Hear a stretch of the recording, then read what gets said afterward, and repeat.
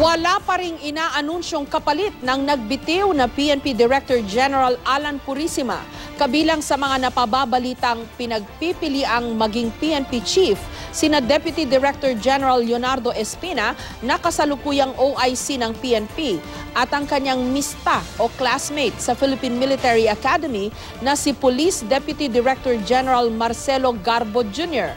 May report si Marisol Abduraman. Ano ba tong overkill na to na ginawa niyo sa mga tao ko?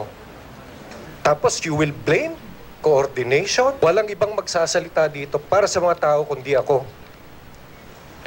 Wala pong ibang inaasahan itong namatay nitong 44 kundi po tayong lahat. Bigyan naman natin ng hustisya.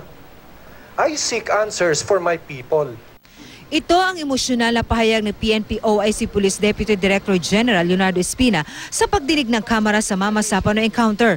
Marami ang humanga kay Espina dahil sa paninindigan nito para sa kanyang mga tauhan. Kaya tanong ng ilan, si Espina na kaya ang susunod na hepe ng PNP? Nitong Lunes, kinausap ni Pangulong Aquino sina Espina kasama si Police Deputy Director General Marcelo Garbo Jr. sa Malacanang. Hiningi rin daw ng Pangulo ang records ng dalawa na magmista sa PMA class of 1981. I have no appointment paper to that effect. Various sectors will always have their own choices, or at least will appeal to the President, appoint this person. But the President always considers, again, first, the competencies of the person, and second, the demands of the position. Sakaling si Espina ang may talagang Chief PNP, 5 buwan lang siya sa posisyon dahil nakatakda na siyang magretiro sa darating na Hulyo. Ang kanyang ika-56 na taong kaarawan na siya ring mandatory retirement age ng mga opisyal ng PNP at AFP. Pero kung sakali, mananatili siyang 3-star general dahil ang suspended na si Purisima sa Nobyembre pa magre-retiro at hawak nito ang pagiging 4-star general.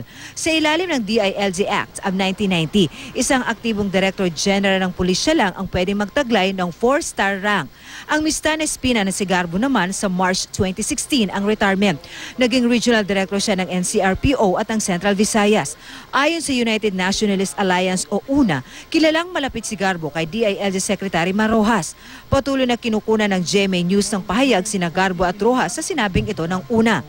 Sa kanyang talumpati sa Camp Oliva sa San Fernando, Pampanga, sinabi naman ni Espina, tanggap niya kung sino man sa kanila ng kanyang mista ang mapili. Kung sino man po ang itatalaga ng ating mahal na Pangulo na Chief PNP, we should all, I'm not requesting, but we, as the number 2 man, we should all be one, support whoever the Chief PNP is, so that we can all move on.